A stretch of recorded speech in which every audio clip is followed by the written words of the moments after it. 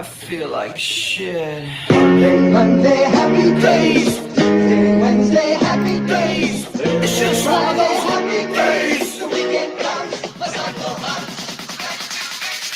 It's just one of those days where you don't wanna wake up. Everything is everybody sucks. You don't really know why, but you wanna justify ripping someone's head off. No human contact, and if you interact, your life is on contract. Your best bet is Knock it off, you scumbucket. it's just one of those days. It's just one of those. Happy days. It's just one of those. Happy days. It's just one of those Happy days. The weekend comes, let's not go on. Ready to make It's just one of those days, feeling like a freight train. First one to complain, please with the bloodstain. Damn right, I'm a maniac. You better shoot, cause I'm fucking up your program. And if you're stuck up, you just locked up. Next in line to get fucked up. Your best bet is to stay away, motherfucker. It's just, I'm losing my cool. it's all about it. happy days. It's just one of those, Happy days. it's just one of those Happy days. The weekend comes, let's not go on. Ready to make Feel like shit. My suggestion is distance. Right now I'm dangerous. Right now I'm dangerous. Something's happening to the bonds. My day keeps going this way and this way. I'm gonna pop you one so you'll stop playing games. Give me something free. Give me something free. I hope you know I pack a chainsaw. A chainsaw. A motherfucking chainsaw. What? So come and get it.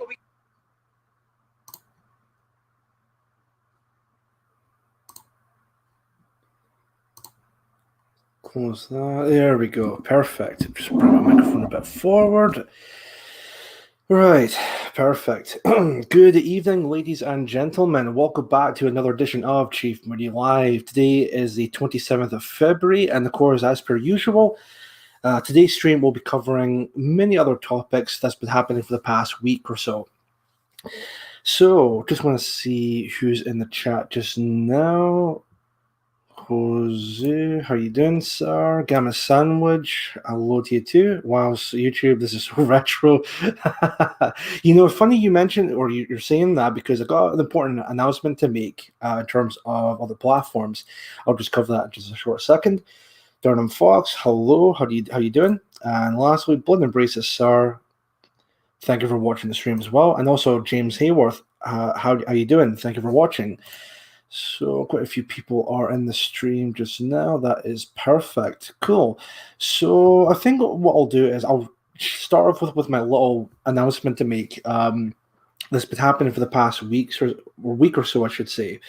So everyone else has moved over to Odyssey, which is becoming a very promising platform for everyone to go on to. Sparking 1690, hello, and finally Lady Jane Grey, hello, how you doing? Thank you for watching the stream. Yeah, so sorry, as I was saying, basically what I'm trying to say is I have Odyssey now, and Pseudonym, hello, how you doing? Thank you for watching the stream as well. So yeah, as I was saying, I got Odyssey. I've started that platform, I think, on Wednesday or Thursday, I think. But the main point is I'm on Odyssey now. So what to do is, I don't know if I'm one of the people that may be blacklisted and maybe at some point might get instantly yeeted off of YouTube. But if that day does come, the best thing to do is follow me on Odyssey. I think that's going to become a much bigger platform for people to go on. And I'll just post a link in the chat just now. So my advice for everyone in the chat is, if you don't have Odyssey just now, get Odyssey and follow me on there. The link is in the chat just now, so just copy and paste that into your search bars and then just follow me there. I think a lot of people are moving over there, especially Laura Towler, who recently made a video this past week talking. The video was called Goodbye YouTube, and of course it was her talking about YouTube is no longer a platform people like us, like nationalists, really want to go on anymore, because it's becoming a lot more left leaning. It's becoming a lot more corporate over time and time again. So platforms. I mean, I know that people say, "Well, what about BitChute?" I do have BitChute as well, but again, I'm still a little bit cautious about that platform. But that's just me. But the best thing to do is, of course, is follow me and everyone else there on Odyssey. I think Odyssey is becoming a very promising platform for people to go on. And at some point, I think even Odyssey will be also implementing live streaming as well. I don't know if it's still in the beta stages at the moment, but if it does do live streaming, then that would be very beneficial. Like, again, I also have Trovo, but I don't want to use Trovo just yet. So, but I do have it just in case. Again, if my channel gets deplatformed and Odyssey doesn't have any live streaming at the moment, then again, I got Trovo as well. When the time comes, I'll let you know when to follow me on Trovo, and then you can all watch me from there after like YouTube gets deplatformed. Let's see here. So a lot more people came into the chat, such as Beer Hall Pooch. Hello, sir. How you doing? And their pseudonym. About 2/3 of the people I follow are over there on Odyssey. Yeah, everyone's pretty much moved over there. I'm started move. Not only have I started moving over there, but I follow a lot of people that I normally watch, such as Mark Collette, Laura Taylor, Horace. I'm trying to think who else. I think there's other people like both Martin and Brittany Selner are on there as well. Daughter of Albion, I think, is on there, if I'm not mistaken. Even people like David Duke is on there for people to go and see. So that is going to be very good when it comes to Odyssey. Again, I think if YouTube is continuing on with the deplatform and such, I think Odyssey is going to be the next one moving forward. Now, there is an argument to be made about DLive, and I'm still not going to be using DLive, again, out of principle. I'm not going to be using a platform that will just start it off as a platform for a lot of nationalist content creators to go on there for live streaming, because I think, again, recently, DLive just deplatformed Mark Collette, which I think now he's going to be moving over to Trovo for the time being, but again, you can easily follow him on there as well. But yeah, DLive, screw DLive. I think I might even mention this in the chat yesterday with Mark and Laura's live stream or PA update, where I said that DLive or platforms like DLive are going to be the next MySpace. So if they're continuing on with what they're doing just now, then I wouldn't be surprised if, as I said, DLive will become the next MySpace. I sound really old when I mentioned MySpace, because I was like mid to late 2000s. I think that was. It was pretty popular before Facebook became a thing, and then that pretty much stole its thunder. Let's see, Durham Fox. Congrats on your first Scottish Muslim Labour leader, a party leader. Interesting you said that, because before the stream today, I was looking up, getting all the articles I was going to talk about today, and I stumbled across that article, which, Scottish Labour having... It's not Hamza Youssef, it's the other minority member as the new Scottish Labour leader. So, great. I mean, what can really be said at that point? So, I guess they're finally getting some form of representation, I guess. But, again, it's not really much of a surprise at this point. One is Master Run My Way, loads out. No one is... Masked Up Run My Way. So I guess people are getting really sick and tired of the lockdowns, which fuck DLive now. Yeah, definitely. I mean, with the lockdowns, it's nice to see that we're finally going to get some kind of I guess some easing up with the lockdown measures. But again, I don't want to make this like a complete black pill, but I wouldn't be surprised if something comes along and the government says, well, this came along and we need to put everyone into full lockdown again. Sorry, I mean, it's a case of only time will tell. We'll just need to wait and see, really. So, yeah, that's about that short update in regard to Odyssey. Again, I'm on there. Follow me there if you want to. Most of my videos, well, not all of them, but the vast majority of my videos are on there anyway. So, again, if you want to watch more content, it's all there. I've been in the process of developing more videos, which I'm working on. I've just finished up the hate crime bill for Scotland video, and I'm also working on my other video, which is all about. It's kind of like a Mad Lads inspired type of video. I might have mentioned this before in other streams and other videos as well. Um, I'm not going to spoil like what it's going to be about. I have been thinking about like a name for the video series. Well, maybe video. I don't know if I want to do it as a full-on series, but it's going to be called Icons of Nationalism, or Ion for sure. I don't. Again, not too sure if I want to make that as a full-fledged series, or maybe just like a one series out of the way or one and done sort of thing. But it depends on how popular it's going to be. But again, we'll just need to wait and see. Again, I'm not going to mention who exactly it's going to be, but again, it's just a case. When it comes out, it will come out. And I won't be uploading it onto YouTube. In fact, I've also been thinking about having that video as a Odyssey exclusive. So again, when the time comes, when the video is ready, I'll let you guys know, and then it will definitely be on there for you all to watch. Let me see here. Space Hopper Mark, how you doing? Thank you for watching the stream.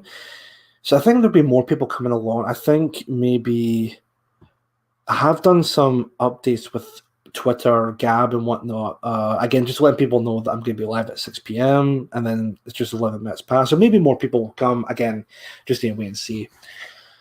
Because there's also been kind of a lot of stuff going on Telegram, which I don't know. But again, I'll look into that later on and see what's up with that. Anyway, let's start off with the first article this evening, and I'm pretty sure everyone in the chat has already seen this article everywhere. So let me start off with sharing the screen, and I'm pretty sure everyone was happy about this when it was. Well, not just announced, but when it first broke through news-wise, and it's this one. Let's see. Shamima Begum, ISIS bride, angry, upset, and crying after court rules she can't return to the UK. So, yeah, some great news here. The absolute treacherous bitch herself is not allowed to be coming back to the UK as a British citizen, which is absolutely fantastic. It's nice to see a bit of a white pill moment, because I was expecting that the Supreme Court, I think it was the Supreme Court, we're going to give her a pass because, oh, woe was her, she's a woman, and you know, she didn't know what she was doing at that point. But it's nice to see that group of people having a pair of balls and just saying, look, this is what you've done. You're a complete traitor to the entirety of Great Britain. You should not come back with a British citizen. You know, you made your bed, so lie in it. So absolutely fantastic news.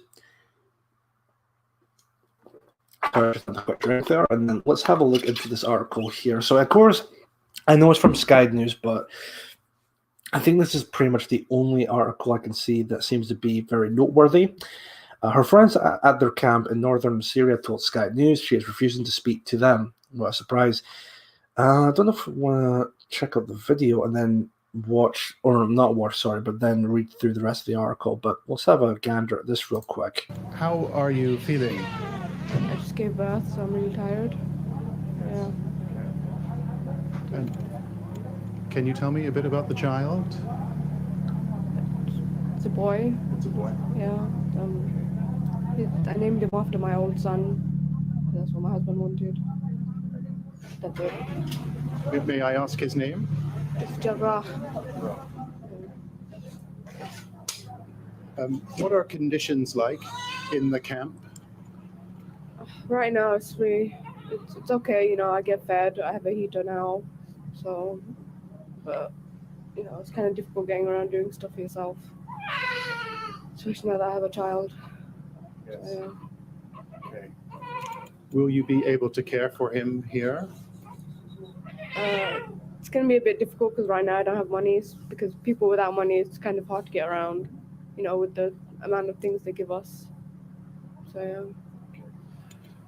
Is life in the camp better than it was in Baghouz over the last few months? Definitely. I mean, I'm not starving. I have a roof over my head. You know, before I was sleeping outside. And and there was no medical care, so everyone was getting sick. My kids died because of sickness. So yeah. You have obviously been through a lot over the last years. Could you describe for us what it has been like to live with and under Islamic State? You know, at first it was nice. It was like how they, showed it in the videos. Like, you come, you make a family together.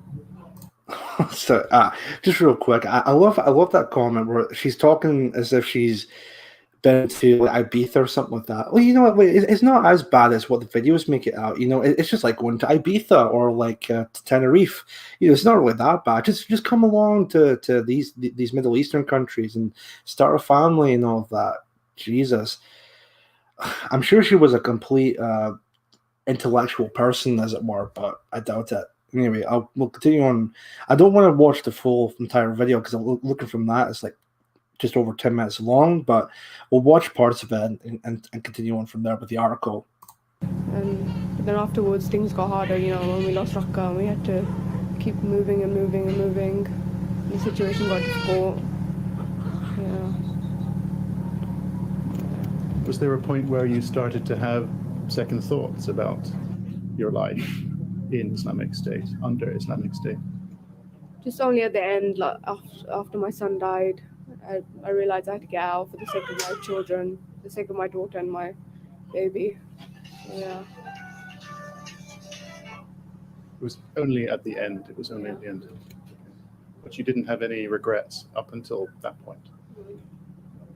What was it about Islamic State that attracted you? What did you like about it? The way they showed how you can go, they'll take care of you. You can have your own family there. You can do anything. You're living under Islamic law. Yeah.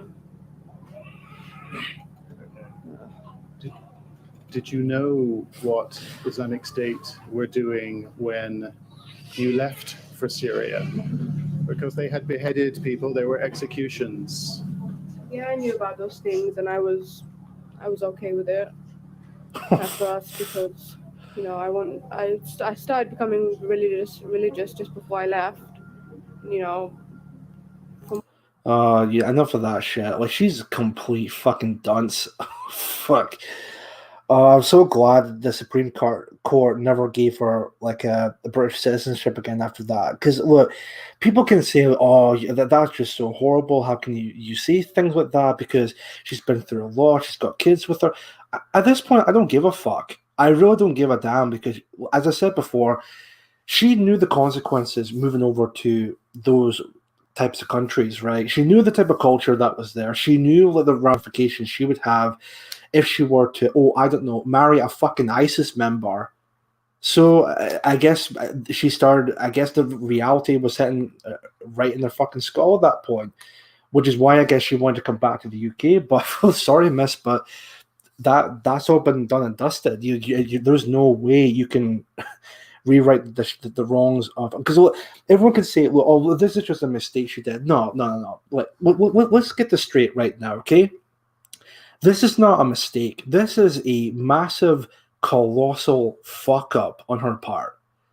And, you know, as I said before, it may sound very harsh, but I don't care. She made her bed. She can fucking lie in it for all I care.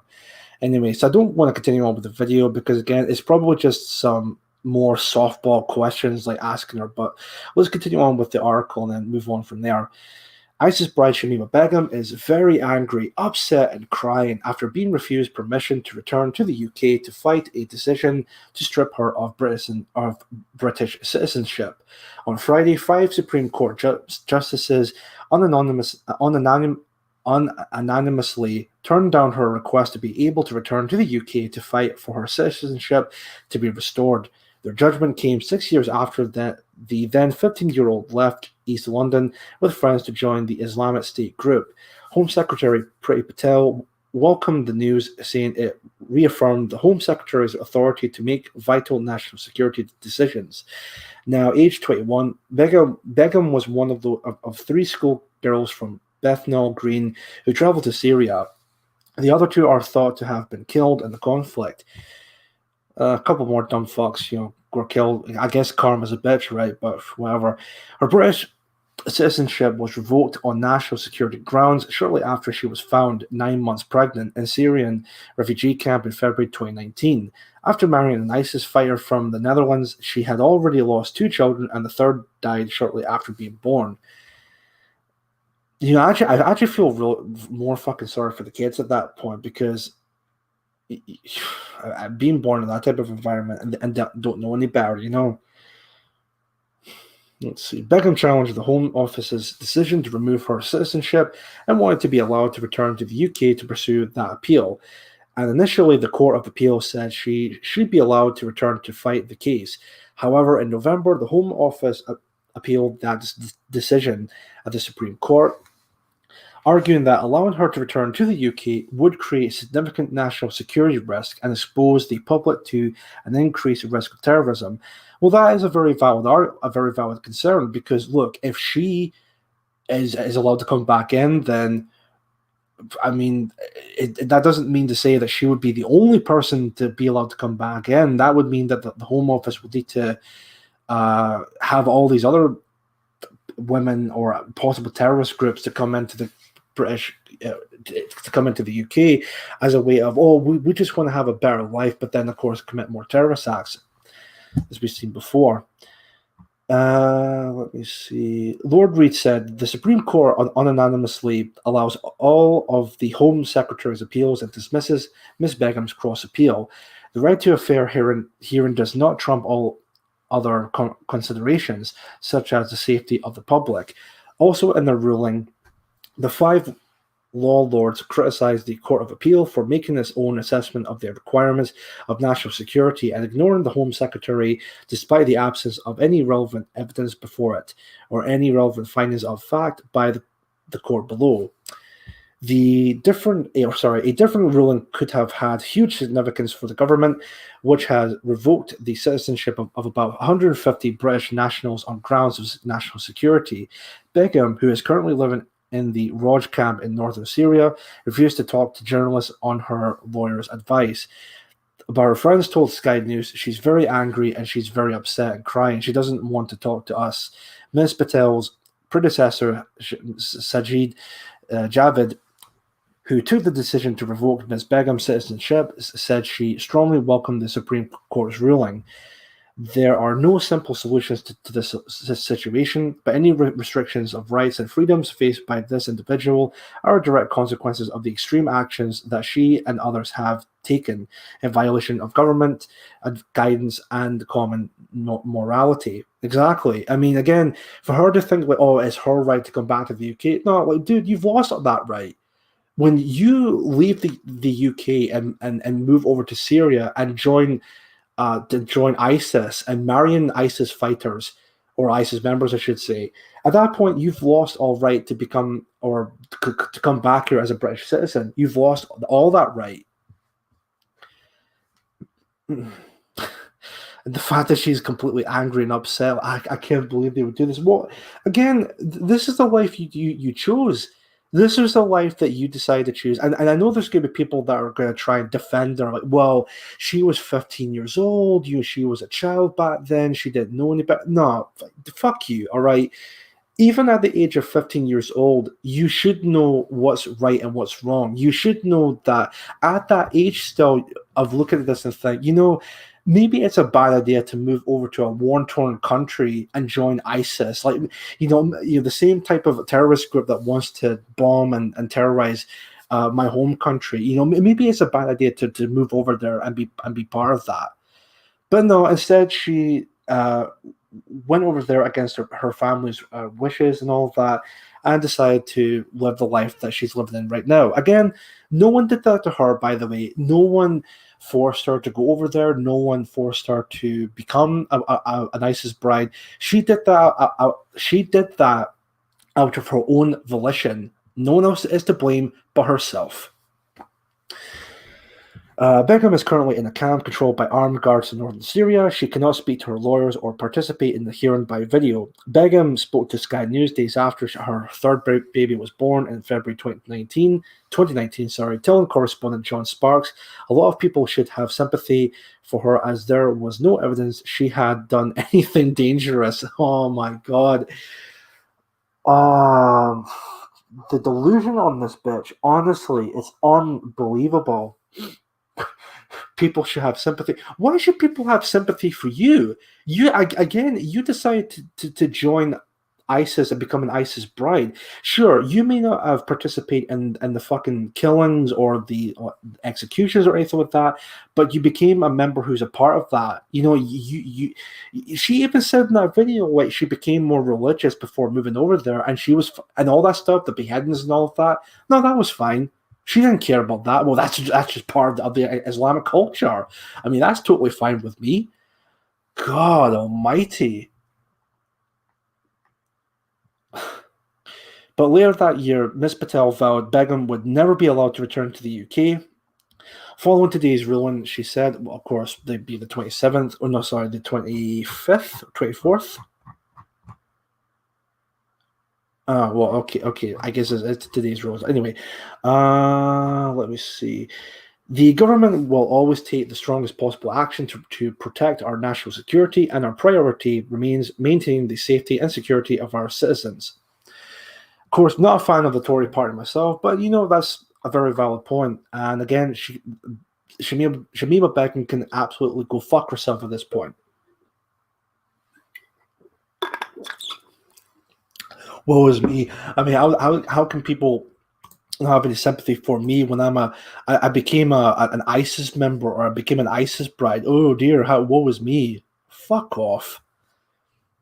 The fucking audacity in that lassie. Oh my God. Anyway, let's have a look and see what everyone is. Oh, there's quite a few more people coming in the stream. A few more recognizable faces in the chat. Let me see. Beautiful Pooch. Assad needs to deal with her arse. The left in Britain gave her the impression that traitors are welcome and celebrated. Exactly. And I would just imagine that, as I mentioned before, the left in Britain would be absolutely furious at this. Like, oh, but I can't believe you would just completely deny her of her citizenship. Well, again, no one did that to her. She did that to herself. But there's no real common sense with the left. What the fuck is that? Anyway, John Enoch Powell, NBE, how you doing, sir? Thank you for watching. Cough, cough, no medical care. Oh, well. Ibiza with severed heads in the waste bucket. Oh, dear. I do so hope she is suffering every day. Never forget that she saw people beheaded and thought it was fine. Well, exactly. Even she said that in the video. But yeah, definitely do. Heart bleeds for that poor lassie. Allah be with you. Okay, Michael. Okay. Let's see. I reckon without the lockdown pressure cooker we're in, they would have let her back in. I don't know. I really don't know about that. I mean, it's possible because of the lockdown, they would definitely give her like a free pass, but I really don't know. I think because of the previous terror attacks that happened, maybe just to be on the safe side, they may not want to give her a free pass with that. But again, I wouldn't be surprised if maybe that would be a factor into that maybe they didn't let her back in because of the lockdown measures. But again, who knows? But I'm glad that she's not coming back into the UK as becoming a British citizen. But let's see. Jill Citizen, hello sir, how you doing? Thank you for watching the stream. I lived in Bethnal Green for a while. Initially, I thought it was Syria. Yeah, because of the mass migration over there. Rob D, hello. Thank you for watching the stream. Shamima, be gone. So ISIS looks after you, then 3 kids dead. Yeah, exactly. Let's see. Garlic Gorilla, how you doing? Thank you for watching the stream. And Scottish Tam, hello, how you doing? Let's see. Neil can to keep the feds off my back. That's fair enough. Joe Citizen again. Someone with Pakistani heritage should never be in a position to revoke anyone's citizenship in Britain. Yeah, exactly. It should always be a decision made by an indigenous person of Britain, not any outside forces, of course. But again, with the day and age of diversity, you can see how all that will be turned out, of course. What's this? Sudanam says she's got a homeland, Bangladesh, to go back to where she'll be surrounded by people who look and behave like her. Exactly. So, oh, but no, but Britain is her hometown. No, no, fuck you. It never has been, and it never will be. Let's see. Michael, she's a retard. Oh dear. Let's see. Okay. So then again, she's the poster child for people who despise us, but want to benefit from what we've created. Again, another valid point. Absolutely.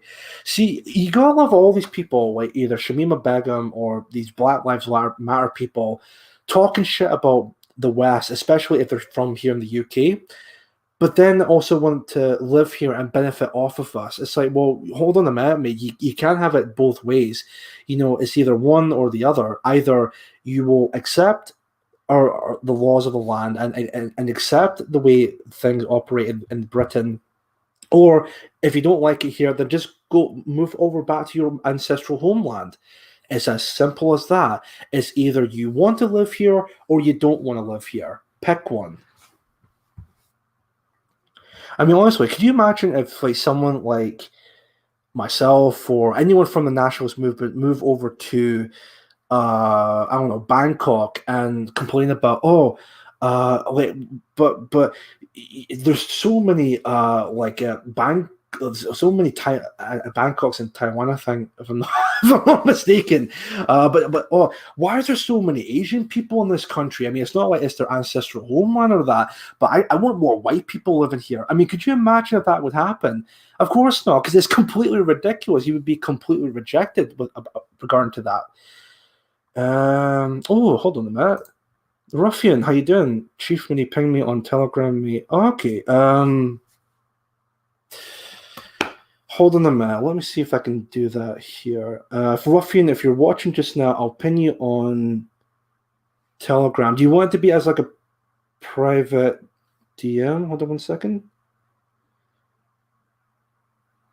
Oh, even Adam is even saying as well. Yeah. Hold on 1 sec. Right. Let's see. Cool. Awesome. Hey, I'm here. Oh, I better not say it on the stream. Sorry. Let's see. Sorry, folks. Just real quick. I'm just going to write a message to some people in the other chat. 1 second.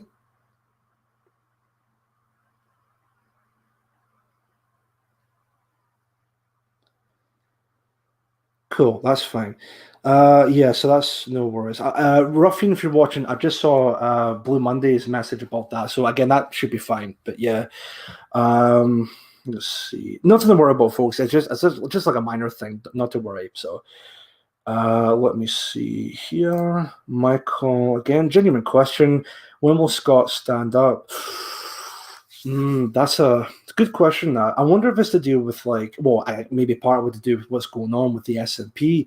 You know, to be honest with you, Michael, with stuff going on with the S&P, I wouldn't be surprised if a lot more people are rejecting the S&P for what's going on, because at this point, which is going to be a article I'll be covering later on, but it is something that I think people in this country that need to be concerned about, because I think if the stuff that's happening with the S&P, like Sturgeon and Alex Salmon, are true, well, mainly Sturgeon in this case, then it just goes to show that just how completely corrupt the S&P really are. And I hopefully think that the Scots will definitely stand up. Who was it that said it? Was it No Chance that said at one point in Telegram, True Scots, not New Scots, which should be a slogan that PA Scotland should be using at some point. Definitely a good idea. But anyway, let's have a look here, see from there. Scottish Tam, treason should incur capital punishment. Yeah, I could definitely see that, definitely. Oh, I've read that one already. That's fine. Oh yeah, here we go. John Enoch Powell, MBE. Begum not allowed, but 1.3 million illegal immigrants get amnesty. 3 million Hong Kongers get citizenship. It's a look over here. Nothing going on. No, exactly, definitely. Mate. It's as happy as I am that Begum is not coming back into the UK, but yeah, there's still that massive problem of mass illegal migration coming over here in the UK, which I definitely think that needs to be sorted out. And of course, the Tory party are not helping the situation whatsoever. And of course, I do love that part towards the end. Nothing going on there, exactly. Especially with the peak of the pandemic, where we've seen the borders were completely locked up. It's a complete lockdown. No one could get in or out of the country. But of course, you still get the immigrants coming into the UK, which really makes you think, doesn't it? Considering that we're supposed to be in a full lockdown, but it's a Tory government, so what can you do? Michael, again, cheers, mate. No worries. Thank you for asking the question. With that, I just want to make sure if there's not anyone else, because I think that should be because what I'll do is I'm just going to move over to the next topic, which is from the Sun, and then we'll get over there just now. So let's see. Oh, I've not shared the screen. Hold on one second.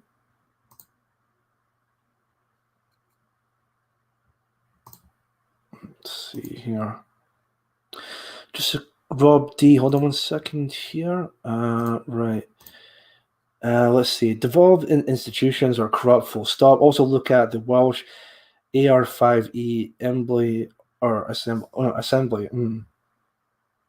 I think I might have heard of something like that before, but here, what if I copy and paste that and then put that in the search bar, and then maybe we can have a look at that later on. Let's see. I'll also open up like a notepad app as well, just to keep me in check. But anything during the stream that might get brought up, that I might want to look into as well. So Welsh.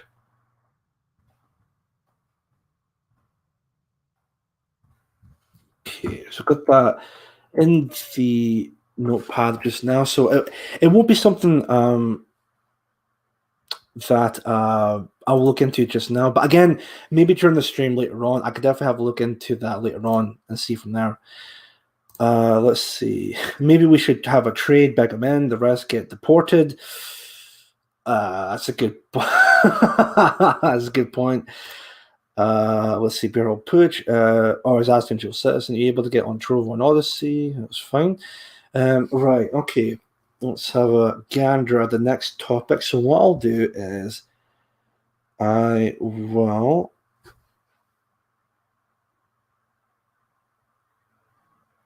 okay, right. Okay, 1 second. That's fine.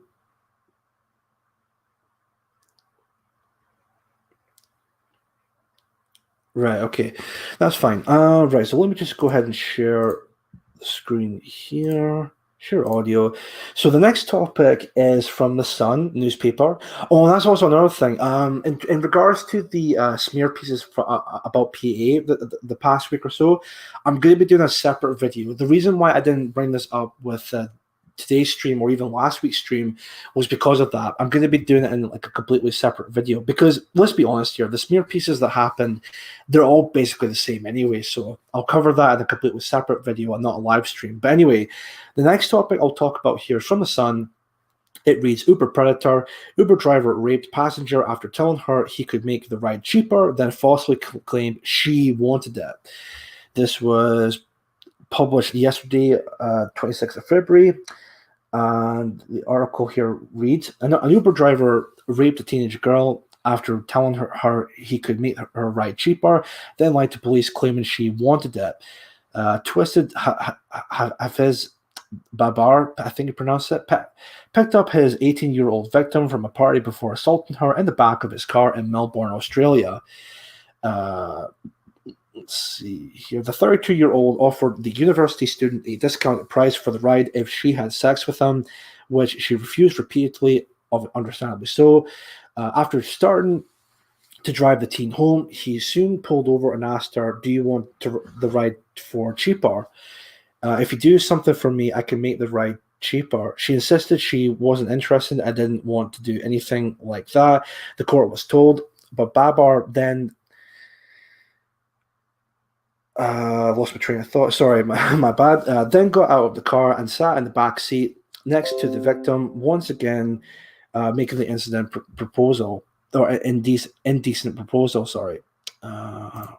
No, he started touching her thigh as the woman repeatedly told him no and tried to squirm away from him before he raped her. The teen managed to open the car door and fled as Barbara tried to grab her leg. No, stay here, he said. I don't know if it'll get more and more graphic, because I have read this one time, I think yesterday it was, but it's not anything too bad or anything like that, so not to worry, folks, but it does get a bit more, it gives you a bit more anger with this article, of course. But she ran to the nearby home and in tears told the woman who answered the door a creepy guy touched her in the car. He was touching me. That the teen told the homeowners who drove her to a nearby police station following the incident in September of 2018. But when cops caught up with Babar, he claimed the victim had wanted it and denied the allegations. He told detectives she had jumped in the front seat before asking him to have sex with her. The teen was then forced to endure a cross-examination by his barristers in the I can't talk tonight. Sorry,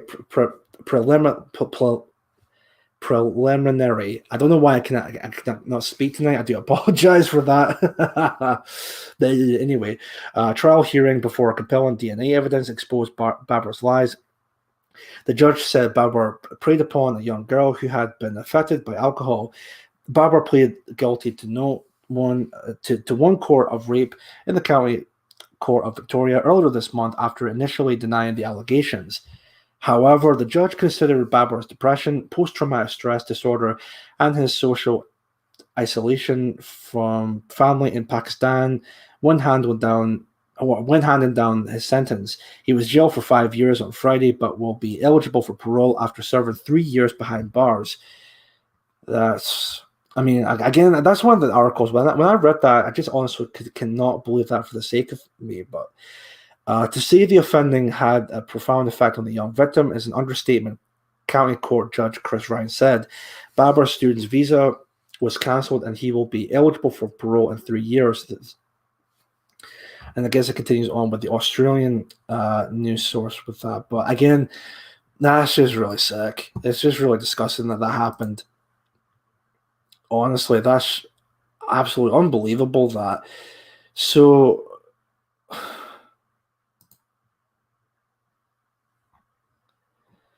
let's have a quick look here real quick. Bonnie Lad's in the chat. Hello, Bonnie Lad. How you doing? Just like with the previous streams, I'll put the link in your live stream after it ends today. So your stream starts about 8 o'clock, I think. So again, once the time comes, I'll put the link of your stream in the description or in the chat, and people can go over to Bonnie Lad's stream afterwards. Let's see. Like and support could be the only guy left. Oh, jeez. No porn notifications. No, dude, that wasn't a porn notification. Never will be, of course. So, let's see. Lol jokes. Bad Colette. Let's see. What else is said here?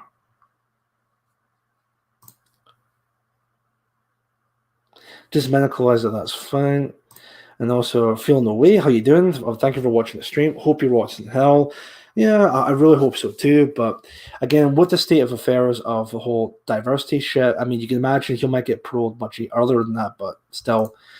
Lady Jane Grey, Melbourne is the most multicultural city in Australia. All the trash is there. It's like London. People are fleeing the place, but because of the state leader is a left-wing loony. Well, and even Michael, even in the chat, says diversity is our strength. I mean, again, it goes back to what was said Well, it's a great point what Michael right here, because again, all the stuff going on just now with the massive attacks and rapes and all of that, all these politicians and all of these left-leaning douchebags will always end up saying, you know what, diversity is our strength. Like, yeah, I mean, these crimes are happening, like, they're absolutely horrible what's going on, but you know what, diversity is our strength, you know. But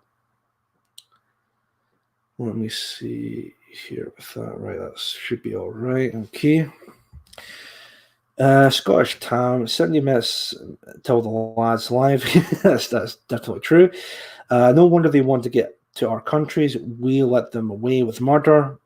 Yeah, it's almost a case of like rules for thee, but not for me, that sort of thing. But it's absolutely sick of what happened. Hopefully, the lassie is okay, and I can imagine she would be going through like major, like severe trauma after that. But hopefully, it's not anything too major or anything like that. So, oh, even Jody even sent me that. Okay, right, one sec. Cool. Sorry, guys. There's something that happened. The reason why there's about a lot of pauses at the moment is mainly because um, there's been something going on with Telegram in terms of the Groiper chat, which I think Ruffian in the chat, I don't know if he's still watching just now, but even Blue Monday, and I think now Jody even sent me the link to join the Groiper chat, so on Telegram. So again, that seems to be okay. I don't know exactly what's happened there, but hopefully everything seems to be okay just now. But that should be fine. No worries. Yep, perfect. Cool. That's fine. Cool. So I'll just continue on from there. Let's see. Ricktime call. What is your favorite Prince album?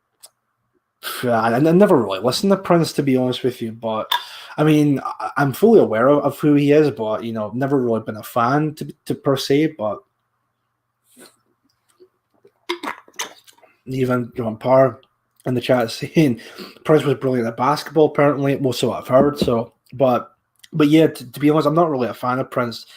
To be honest, I also heard that he's also known to be like a massive, pretentious douchebag. Like everything he wants, he'll instantly get. But again, not really a fan of Prince or anything like that. But that's just me. So, right. Let me have a look and see what's next.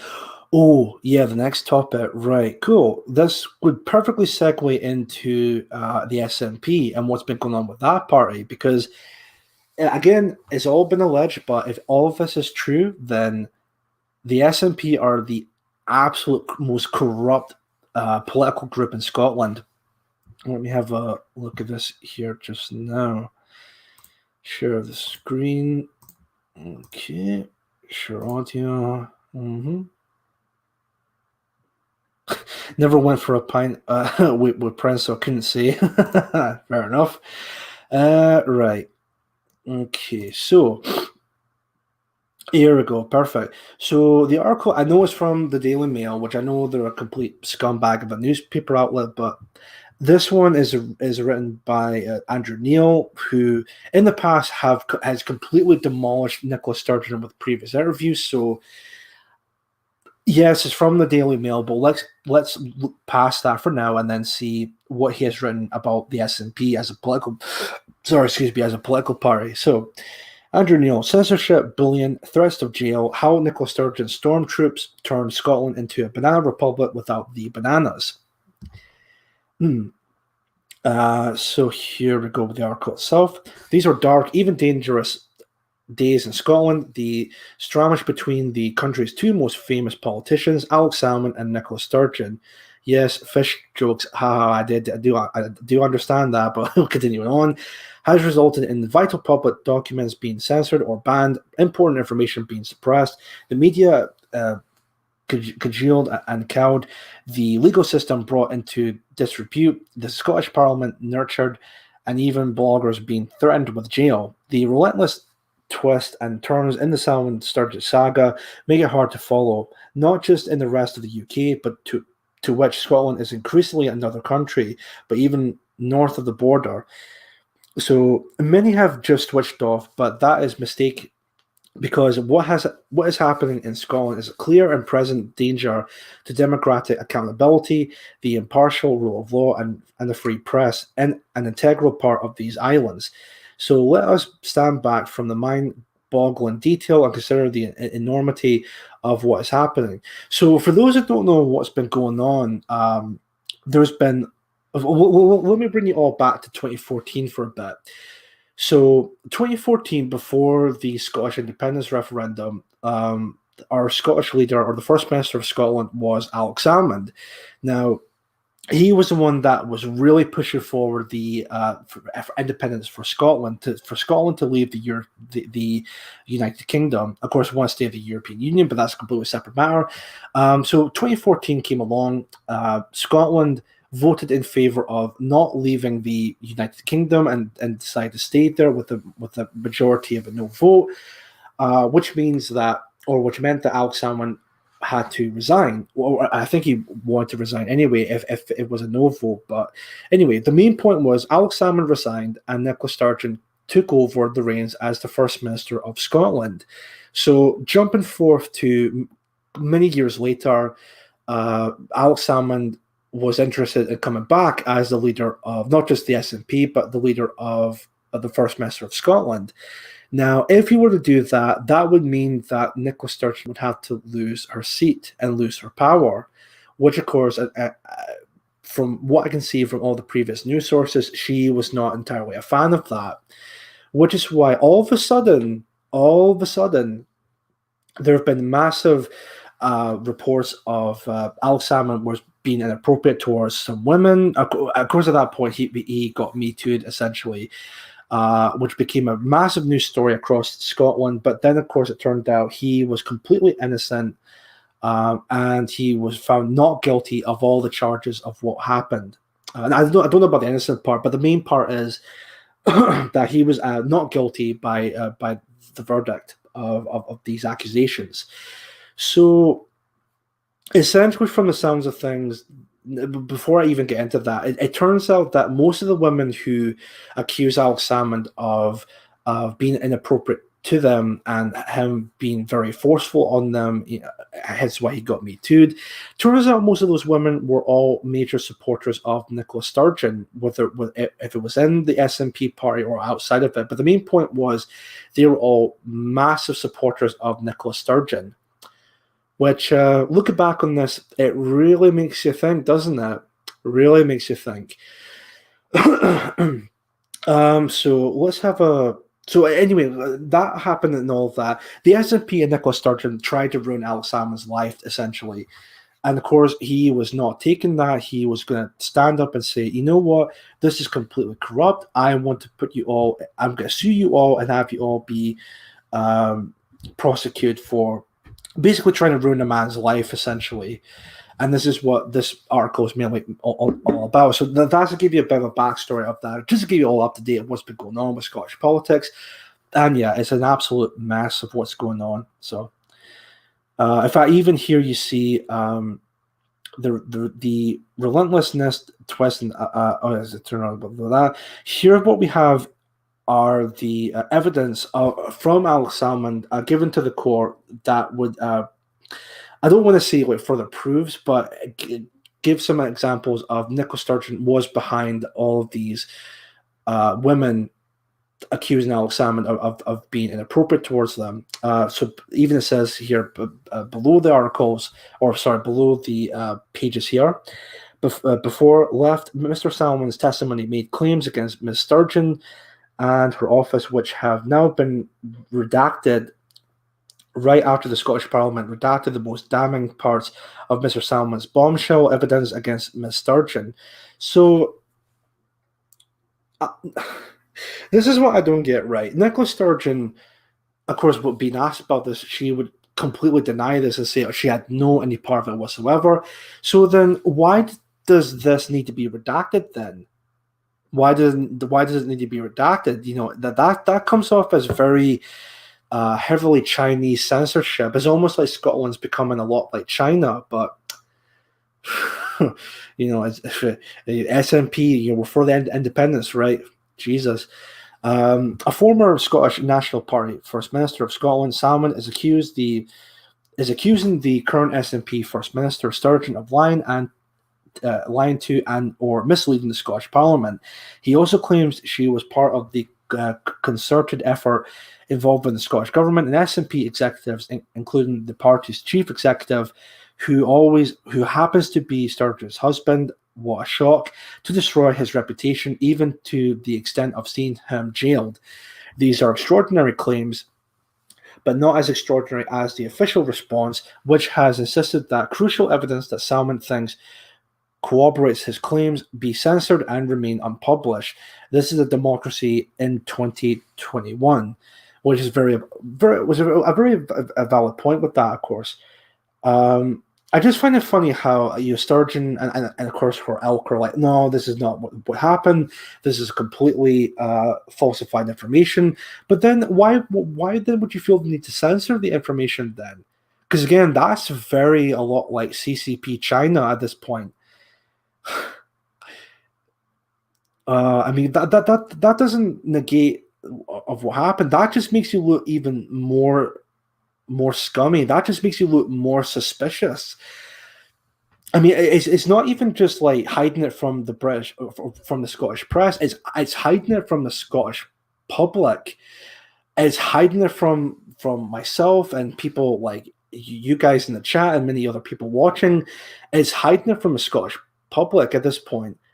It's just unbelievable what's going on. Unbelievable.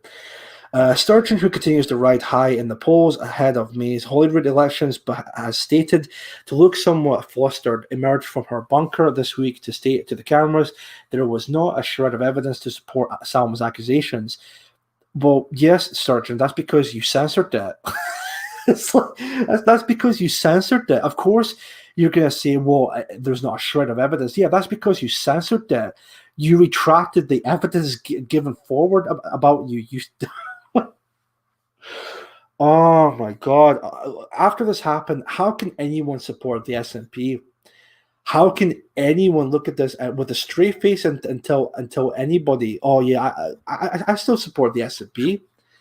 If that's the case, and if this all really happened, because again, this is all alleged, what's going on here, if this really happened, what Nicola Sturgeon did, which would be highly illegal, then this would be mark the end of the Scottish National Party. This would completely destroy the party from head to toe.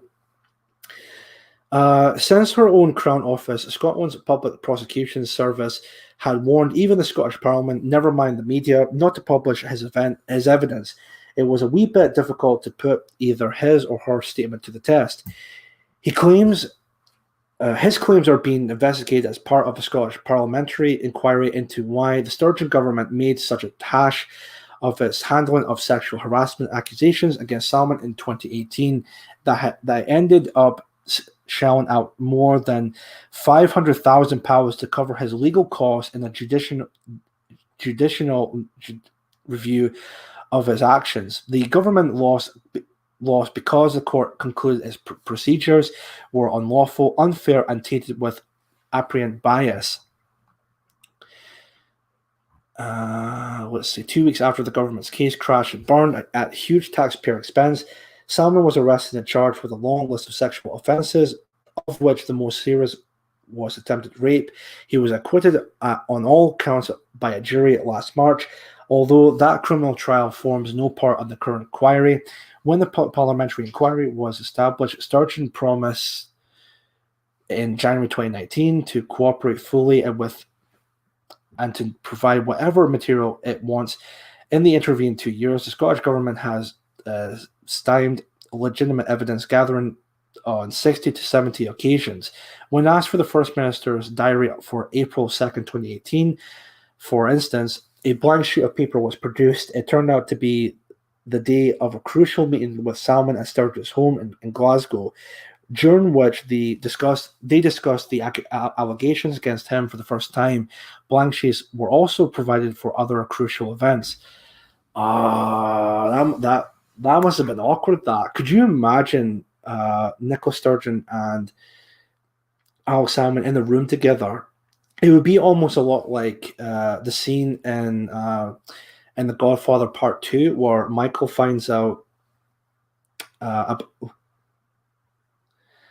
let me see. Sorry, just reading a little quick message. Sorry about. Yeah, I was just saying it would be almost like a lot like the scene in The Godfather Part 2 where Michael finds out that Fredo had betrayed him, and then later on, slightly later on, Michael gives him the kiss of death and says, "I knew it was you, Fredo. You broke my heart." You know, it would be a lot like that. Sorry, excuse me. It would be a lot like that, but instead of them two, it would be Sturgeon and Salmon saying it to Sturgeon, where he says. I knew it was you, Nicola. You broke my heart. But that, man.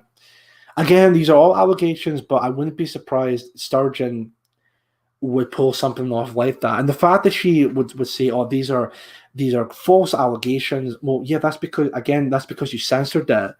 You know, well, again, why would you want to censor it? That just makes you look even worse. At one stage, the search function of the Scottish Government's Freedom of Information website stopped producing results for certain continuous documents. The Scottish Government has refused to publish relevant legal advice to shed light on why it persisted in fighting the judicial review case, even when it knew it was heading for defeat. But the most egregious attempts to stop relevant evidence from being published happened this year, when Salmon made his submission public last month. The Scottish media was wary of touching it, given all the legal threats flying around. See, that's just really shameful. That again, Scotland is becoming a lot like China, communist China. It really is. If you say anything, it's not even to. It's not just the Scottish public. It's the Scottish press that also need to worry about this shit. Unbelievable. The Spectator magazine, of which I am chairman, was not subject to any warnings and posted it online anyway. The Scottish Crown Office, the legal arm of the Sturgeon government, wrote to complain and demanded we take out at least one paragraph. We compiled and left the rest online. See, the thing is, when it comes to the allegation, I think it was this thing here. Not only just that, but the names that have been presented of the women accusing Salmon of this, it's all out there in public or out online. So for anyone who wants to look into this in a much deeper level, you can easily find all the information online, whether it be on the Spectator or even another third-party sources or anything like that. But it's definitely on there. And of course, they're not on here mainly because of, again, for legal reasons, of course. Where was I? Oh, yeah. Spectator then went to court in Edinburgh to establish that there was a legal basis for publication. The court agreed. The Crown Office did not object. The Scottish Parliament, after much faffing about as is its way, decided it could publish the Salmon submission too, thereby paving the way for the former First Minister to testify before it. So all good, democratic accountability restored. Not really. The SNP decided to ramp up the argument that publishing the Salmon submission could lead to identifying the women who complained about Salmon's behaviour and whose anonymity was rightly guaranteed by the court.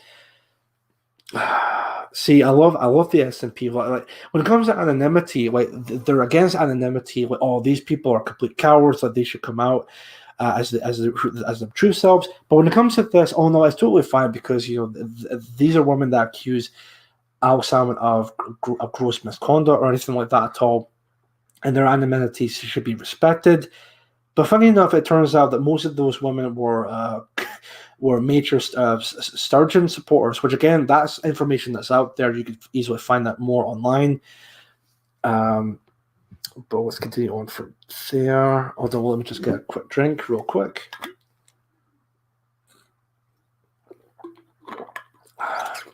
Let's see. So I think it was... Oh, yeah. So here I am. I'm this paragraph here. It was all nonsense. Anonymity was never at risk, but the Crown Office had used the same argument in the past, and it was wheeled out again, oiled up by those who had most to gain from it. A group of women who claimed to work for the Scottish Parliament posted identical, spontaneous tweets asserting with no evidence they hadn't even seen the submission, that publication would enable identification of the complainers. They turned out to work for the SNP, not the Parliament.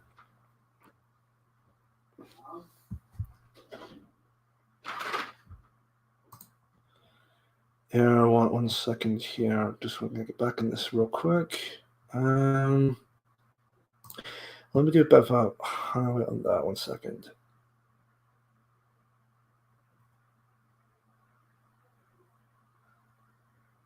Where was I? Oh yeah, I think it turned out here. Cool. I'm going to come back to that real quick. 1 second here. I'll definitely finish off the article just a short second. Just again, just something that just noticed as well. Again, nothing major or anything with that, but I'll just have a quick look and see what everyone's saying in the chat as well, because I know with the whole S&P thing, it's a pretty big story that's going on just now. So, Prince pumped the bird from Belshall. Oh, jeez.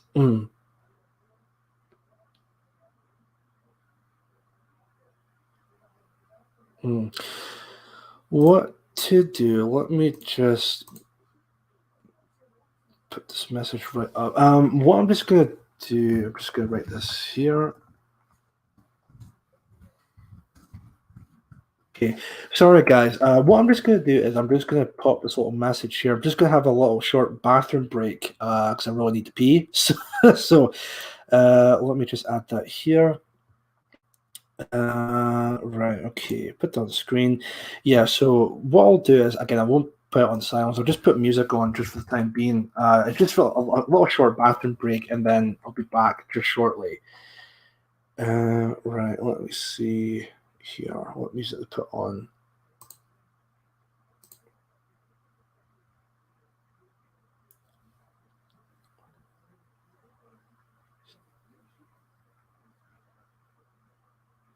That's right, can't be anything copyright as well. Damn it.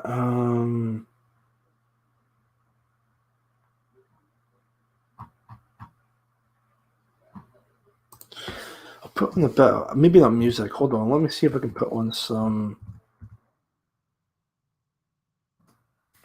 murder stuff. Wait a minute.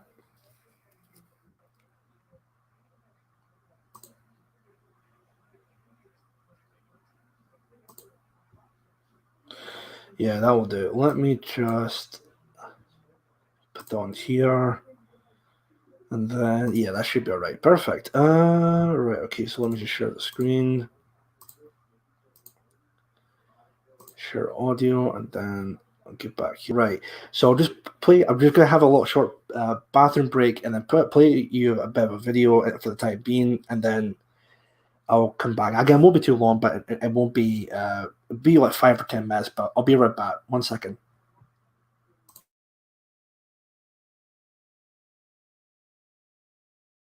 How is regurgitating this far-left talking point of stapling green cards to diplomas America first?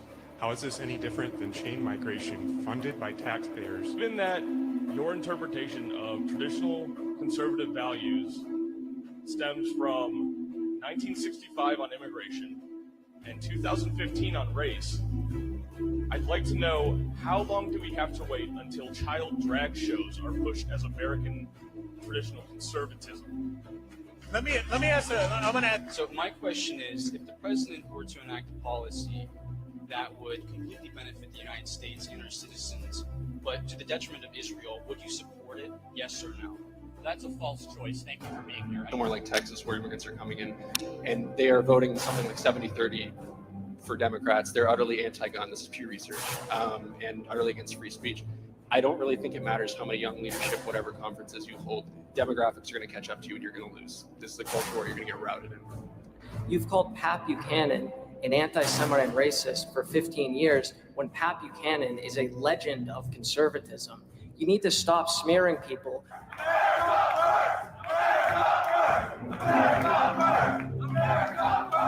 My death, actual videos of him doing things like playing Grand Theft Auto, cackling maniac. Accepting homosexuality, accepting homosexual acts as normative in the conservative movement. How does anal sex help us win the culture war? I'm going to let the gay man no, answer wait a that. minute. Who likes Cardi B? So are you going to right now, are you going to denounce President Trump's policies on Israel? Yes! Are you MAGA hat wearers or not? Can I ask Years from now, you're going to regret this. You're going to regret being on camera and saying some of the things that you're saying.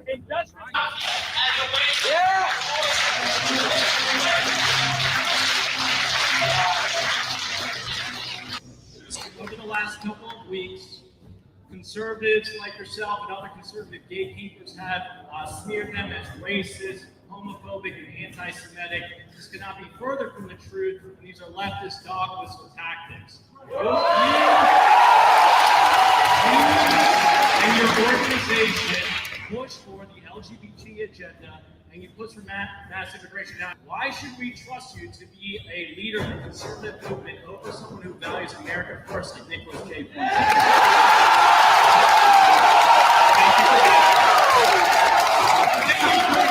Thank you for being here. With that being said, are you willing to come out and say that you are an American First patriot, like Nick Fuentes and Vince James? Why do you disavow and call people like me, who are American First patriot people, why are you not willing to debate Nick Fuentes? So not for not a conservative. You did not say people can change. You said you changed.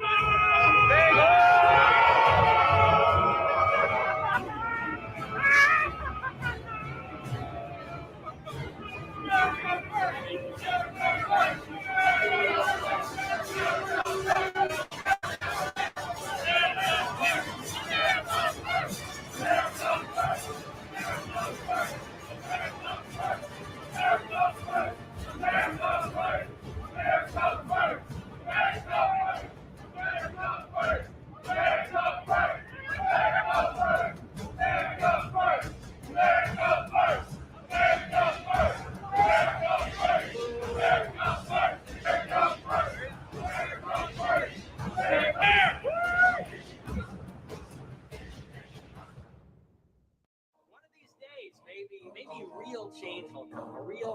A real rain will come and wash the scum off the streets. One day the Groypers will blot out the sun, they'll blot out the sky completely, and we can have real change. Cry rape and let's slip the Groypers of war. They can never run from 100 Groypers who call them bitch and whore and roasty and replies. You just can't run from that.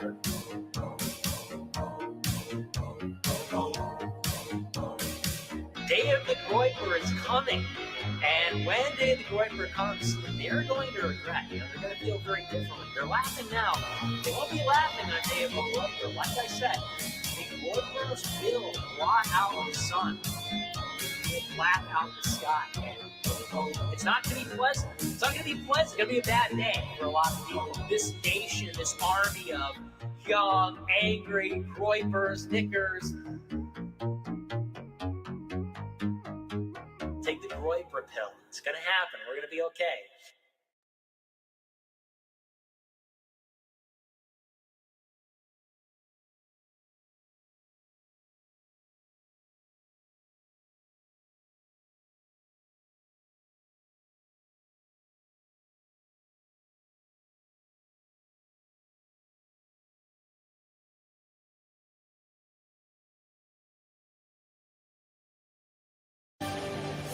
All right, didn't take long. We're now seeing the real-world consequences of Biden's amnesty, open borders agenda. For example, the Biden administration now is reportedly moving ahead on plans to diminish ICE's enforcement capabilities. And get this, even in places where the border wall is near complete, it actually has big gaping holes in it.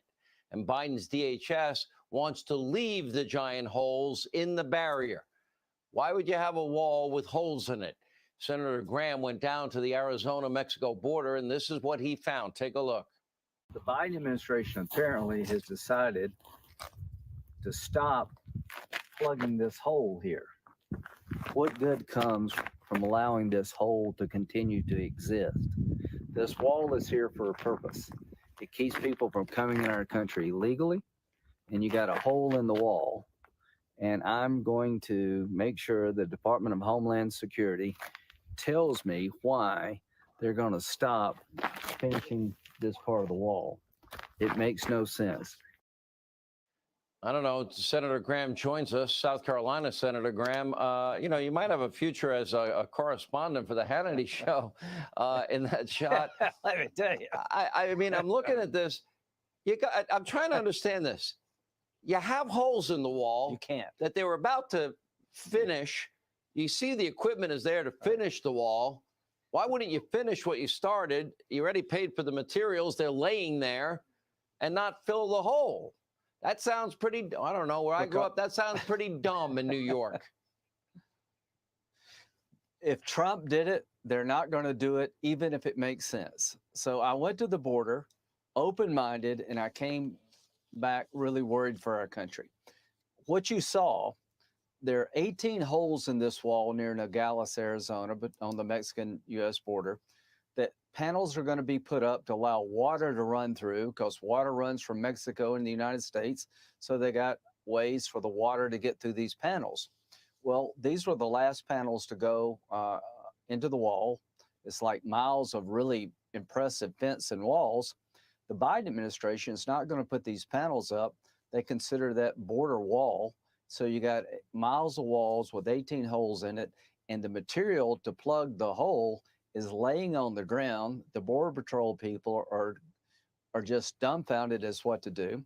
All the people remaining in Mexico waiting for their date in the United States for asylum claims are being brought back to the United States and released in the United States. These combination of policies by the Biden administration are going to lead to caravan after caravan. By June of this year, if the Biden administration continues to dismantle the wall and change the Trump policies about asylum, we're going to have 1 million people hit the border.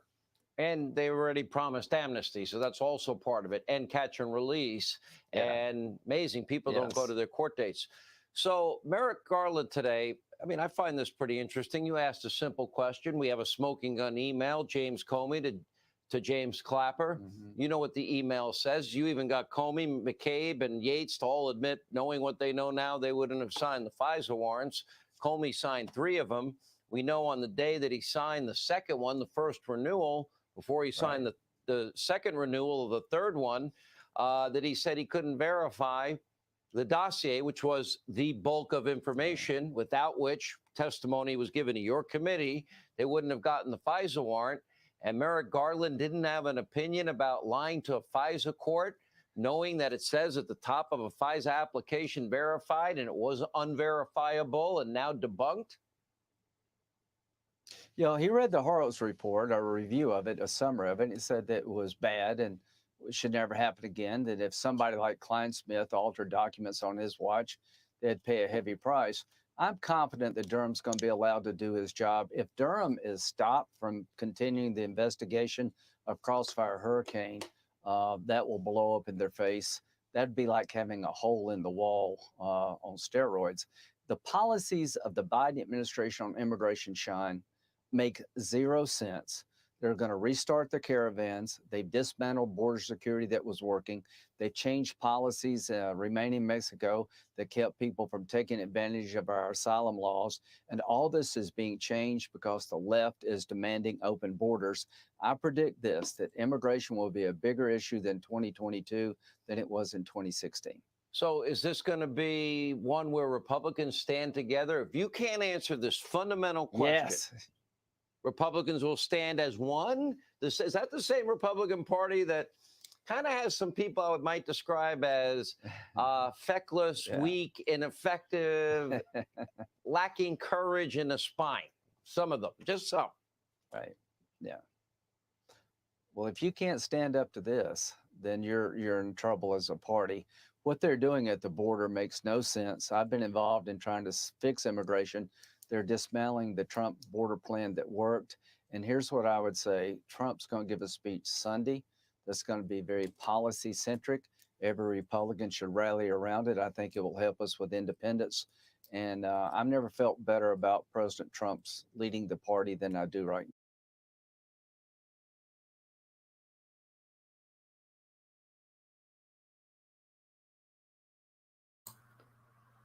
now. Oh, there we go. I'm back. Cool. Sorry about that, folks. It was a bit longer than expected.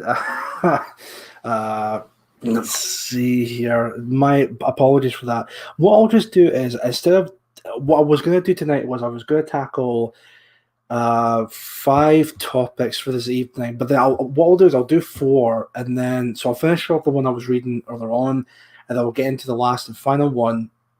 And then for like the 5th one I was going to do, I'll just save that for like next week for you guys. Because again, it wasn't anything major that happened. It was just like a short bathroom break, and I also had a unexpected guest come along just for a couple of minutes. So again, I do apologize for that. Well, what we'll do is I'll just continue on from there. There was a comment I've seen on yeah, thank you for watching the stream. Thank you very much. Yeah, it was this one. So Chief, we won't mind if we can hear you peeing in a plastic bottle. Just make sure it's big enough. Oh, geez. Thanks for that. But let's see. No, it wasn't anything like that. It was just it was a number one, shall I say? But like I said, it was just because like an unexpected guest came around just for something, and again, that's really all it was. So again, my apologies for that. And then let's continue on from there. Legion Grey, even Jody's going over to Odyssey. Yeah, I've seen a comment about that on Telegram earlier on. So yeah, pretty much everyone's moving over to Odyssey. I think Odyssey is going to be a much better platform, because I think even from what I'm hearing from other people, Odyssey is much better than YouTube due to the fact that whenever they're on Odyssey, they don't feel as if like they have to restrain themselves from saying what they want to say, whereas YouTube is basically just a gigantic internet gulag. So anything you say, then that's it. You're gone. You get massively flagged, or even worse, your channel gets completely deleted. See one thing that goes against YouTube's political beliefs. Then you're gone. That's it. You're done. Ian Mar, how you doing? Thank you for watching the stream. Anyway, without faffing about, let's continue on from where I left off. So let's see.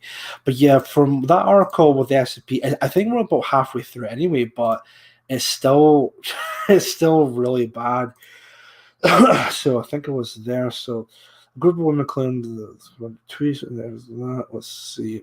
Okay, they turned out to work at or for Parliament. I've read that. That's fine. Just hide that real quick. Here we go. The Crown Office dusted off its old arguments and joined the chorus for censorship and the Craven Act of Surrender. Parliament decided to pull its publication of a submission he had only just posted, then posted it with major deductions as dictated by the Crown Office, shredding what credibility and inquiry had left in the process. It is no coincidence that the censored bits go to the heart of Salmon's claims about Sturgeon's honesty before Parliament. To mislead it is a resigning matter under the ministerial code. What did she know, and when did she know it? That was a crucial question in the Watergate hearings. The chances of the inquiry asking it are now slim. Again, this is really bad. This is really bad, and the fact that people can still support Nicola Sturgeon even after this, I think that speaks more volumes on those people rather than people like myself, or even people who completely criticize Nicola Sturgeon. Salmon cannot now be questioned about these bits of his submission, nor can Sturgeon when she appears. Nor can the inquiry take into account anything it has not published, even coming to its conclusions. So, job done for the Sturgeon camp. The lengths to which they have gone to redact and censor would shame North Korea. Let's see. The Crown Office, which is meant to be independent, has become the lick-spittle arm of the SNP government, says Alistair Bonington, former professor at Glasgow University School of Law. It operates at the direct command of the cabal, currently at the head of the Scottish Government. The Crown Office is in crisis in a recent case involving the infamous Glasgow Rangers football team. It was forced to admit to a malicious prosecution. Legally for proceeding with a prosecution, even though you've been advised that you don't have enough evidence to secure a conviction, has already had to pay out over £20 million in compensation and legal fees. The final bill could be close to £100 million. Nobody has been sacked. Nobody has resigned, perhaps becoming the legal shock troops of the Sturgeon government in its dealings with the Salmon insurrection as a way to ensure survival. Let's see, and to a compromised legal system, we must also add a subpoena press. The Scottish Daily Mail being an honourable exception. Yeah, I had to disagree with that. The Scottish Daily Mail is far from honourable, but that's beside the point. Broadcasters are especially compliant, often a little more than Sturgeon TV, while Scotland's once powerful big city newspapers are shadows of their former selves. They are no longer have the editorial resources to hold government to account or the funds to stand up to legal bullion. The Scotsman, for example, now barely sells 10,000 copies a day. The fact that it took the Spectator to go to a Scottish court speaks volumes for the sad state of the Scottish media. If Scotland was Texas, the Justice Department in Washington, D.C. would have sent in the feds by now to investigate the various breaches of First Amendment rights, which guarantee free speech and protect a robust press. See, this is what's been really worrying when it comes to here in Scotland. The rest of the Scottish government with the SNP, it's becoming a lot like China. It really is. Like anything you say about the Scottish government or anything like that at all, then you'll be prosecuted and be thrown in prison for it. It's absolutely fucking shameful what's going on. Absolutely shameful. But Westminster stands by powerless as rights meant to be UK-wide. Independent law officers and Parliament prepared to hold government to account. A press strong enough to speak truth to power are prammeled by the power of a near one-party state. Scotland's destiny was surely never to resemble a banana republic without the bananas. And I think that's about it, really, in this case. It's absolutely shameful what's happening in Scotland, especially with the SNP. I mean, honestly, at this point, get them out. Of course, another major factor into this of why the SNP really wants to hound down on all these evidence claims is because this May is going to be the Scottish elections coming up. So if anything like that does come out, then that would definitely destroy the SNP as a party. So the SNP are going to try really hard to just suppress all that information just so they can continue ruling the entire Scottish government. But you think they would fucking know this, that it doesn't make the problem go away. It just makes them look like an even worse party than they already are. Because this is like China shit. This is like China level censorship.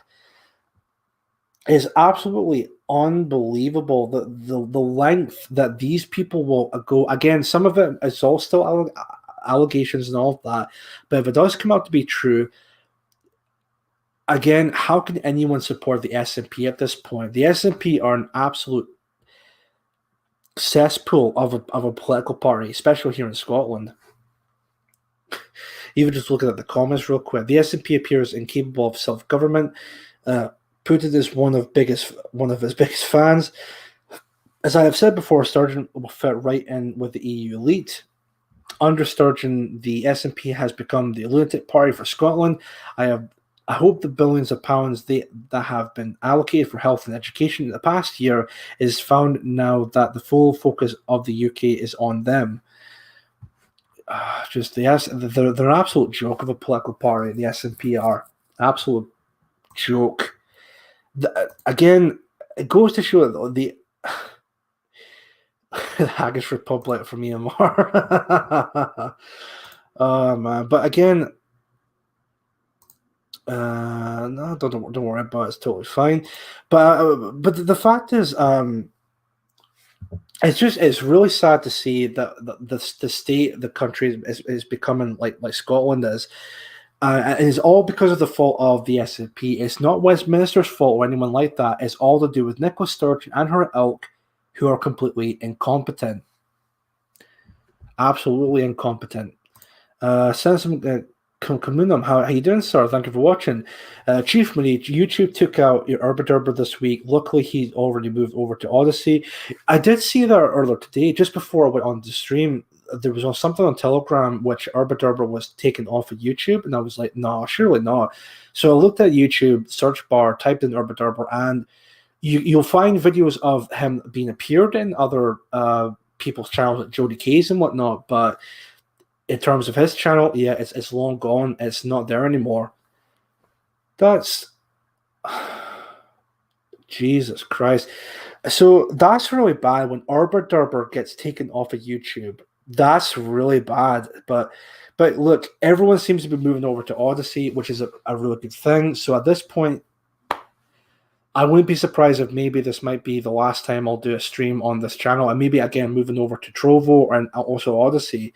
But again, we'll just need to wait and see with that. But it's really sad that Urban has been taken down. But if he's definitely on Odyssey, I'll see if I can find. You know what? Let's do that on the stream real quick. 1 minute. Odyssey.com. Let me see if I can find Urban's channel on Odyssey, because that way I'll definitely follow him. I also need to find Jody K's channel as well on Odyssey.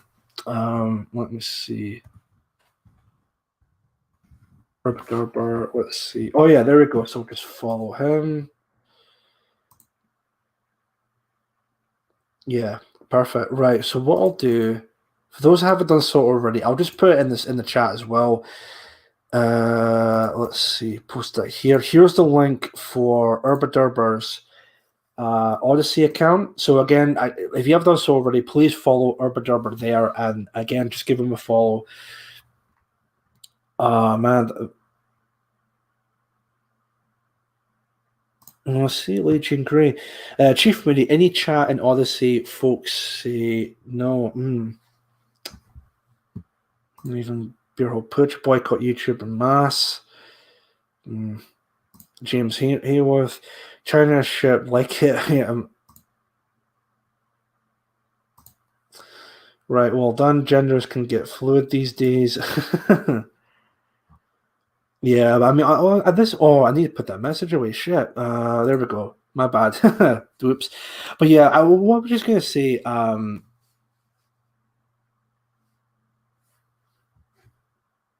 Oh, I see. Any chat in Odyssey folks say no. Damn it, that sucks.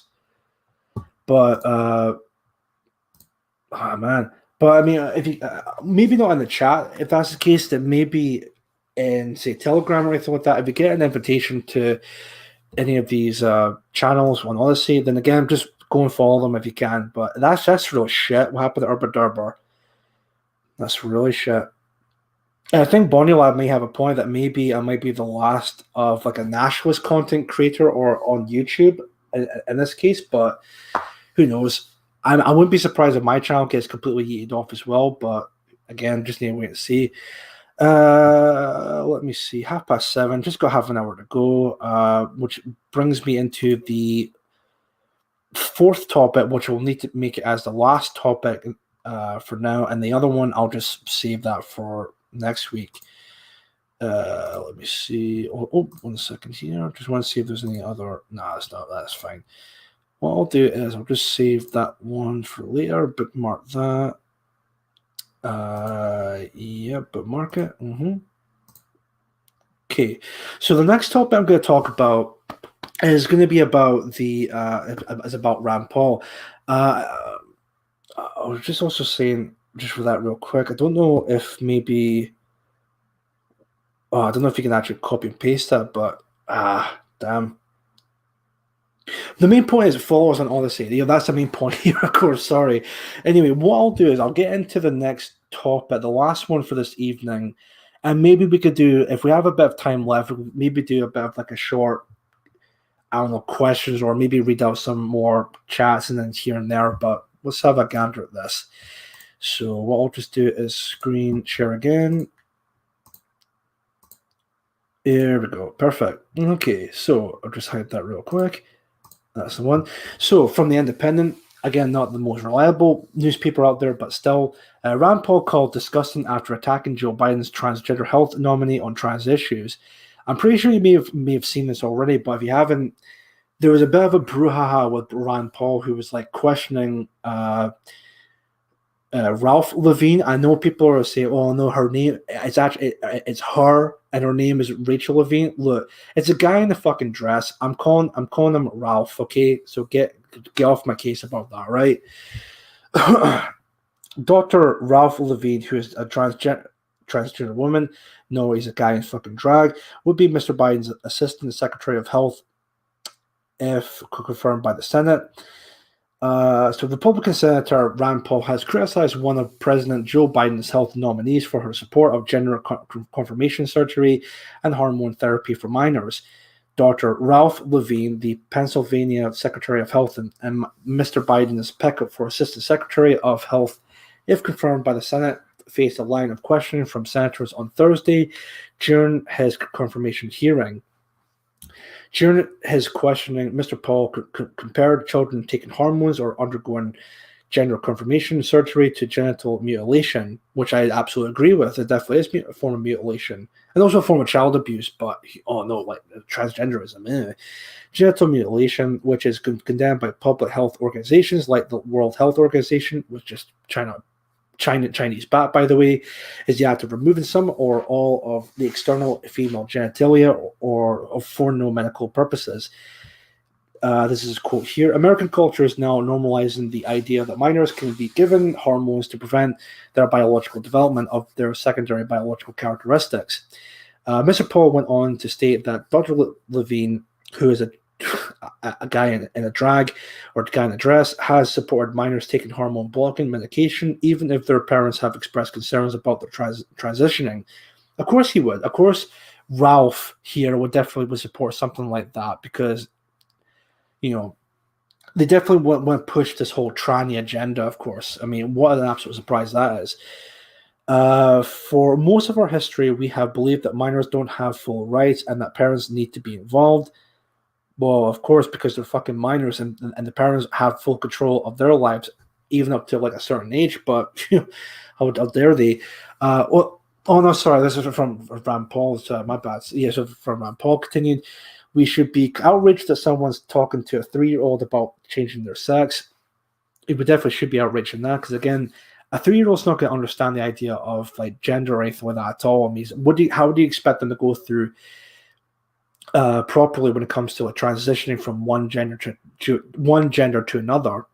He then asked if Dr. Levine believed minors are capable of making life-changing decisions, as Dr. Levine sidestepped the question and instead answered the senator more broadly about transgender issues and their relation to the medical community. So basically, as per usual, just dodging the question, not a simple yes or no, but instead he would say something like, transgender medicine is a very complex and nuanced field with robust research and standards of care that have been developed.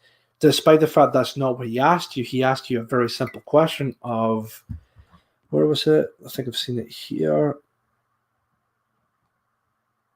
Oh yeah, basically the question of do you think of this is a question here. Sorry, do you believe that minors are capable of making life-changing decisions as changing one's sex? So, and of course they responded. Well, Ralph responded with, "Oh no, well, of course it's a very nuanced, a very complex issue," which of course completely danced around the question. So basically, just not answering that, of course. But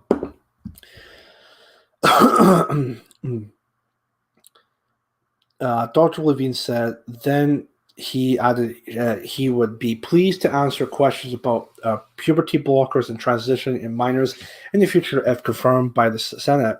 But the answer did not satisfy the senator, who said he did not specifically answer if minors should be making these momentous decisions. You're willing to let a minor take things to prevent their puberty, and you think they get back. Mr. Paul asked, "You have permanently changed them. None of these drugs have been approved for this. There are no long-term studies. We don't know what happens to them. If you've ever been around children 14 years old, can't meet this decision. Conservatives have slammed the nomination of Dr. Levine over concerns she could normalize being transgender, but LGBT plus advocate groups have celebrated her nomination. His nomination, as he would be the highest ranking transgender official in the federal government to ever take office if confirmed. Vanessa Larmer is the assistant director to the Public Health Foundation, condemned the Republican senator on Twitter for his line of questioning, which she says, "No, Rand Paul, you absolutely cannot compare transgender medicine and hormone pills to genital mutilation. This is a disgusting line of questioning," she wrote. Senator Patty Murray, a Democrat and chairwoman of the Senate Health Committee, later praised Dr. Levine for his responses and criticized Mr. Paul's line of questioning.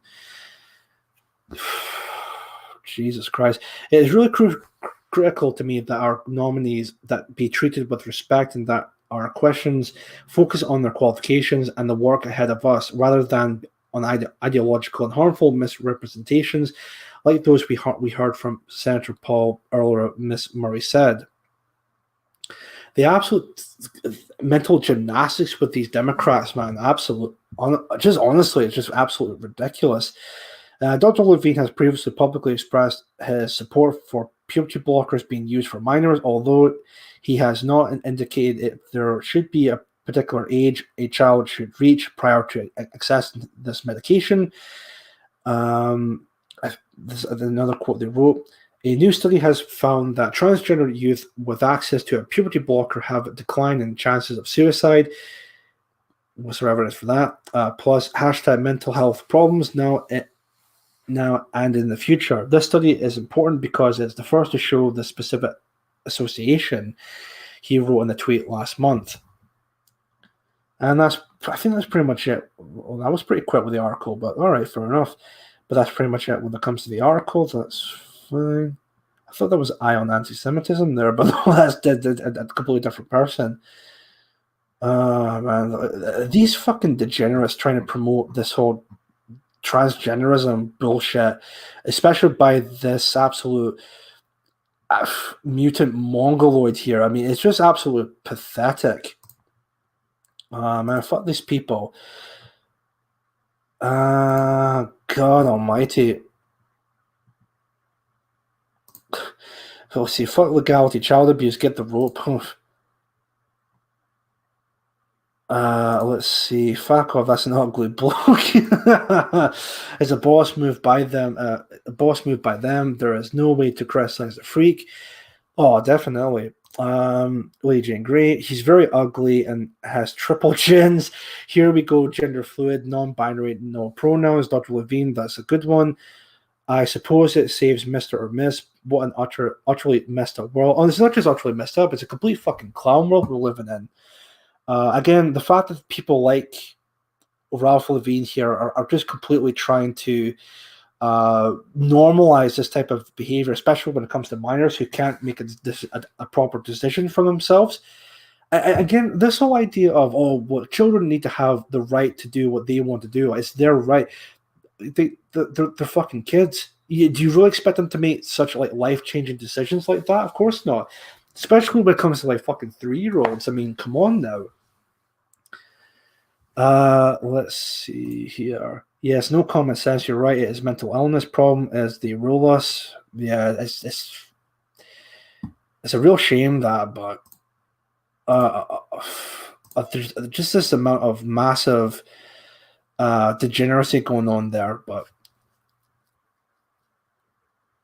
we'll come back. No worries. Man. So, what I'll do is 7:45. So it's about 15 minutes to go, but what I'll even do is I'll copy the link for Bonnie Lad's stream and see from here. I do apologize if maybe tonight wasn't exactly the best stream I did, but again, what happened was there was a couple of information that I've been given, and of course, unexpected visitors coming along as well. But again, I do apologize for that. Hopefully, maybe next week will be a lot better, or who knows? If I'm still on YouTube, I mean, who knows at this point? Let me see. So I think maybe what we can do is, for those who are still in the chat just now, maybe if you guys want to, maybe if you want to, I know it's a very last minute thing, but if you want to, maybe you can ask me some questions or anything like that at all. I mean, I'd be free to answer them if you want to. So I'm just also checking a couple of things as well while I'm at it.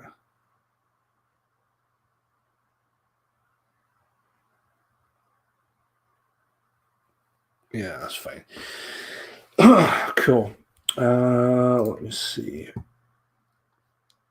Just looking at Bonnie Lad's stream, very brief roundup, then the 90s movie quiz. Oh, okay, that's fair enough.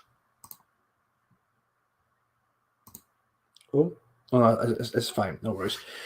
No, that's totally fine. Actually, I got a question for everyone in the chat. Is there meant to be a stream on Mark Collette's Trovo channel or anything like that? Because I've heard there was something about like a book club they were doing. It was going to have people like Aunt Sally and Natty going on. I don't know if maybe if that's still going ahead tonight or anything like that at all. But I don't know if it was maybe today or maybe if it was maybe tomorrow. But that's what I've heard when it comes to yesterday's stream with Mark and Laura with the PA update. But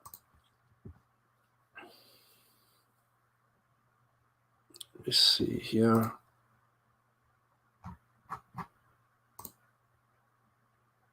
Oh, it was Sunday. I thought it was today, but no, if it's tomorrow, then that's fine. Okay.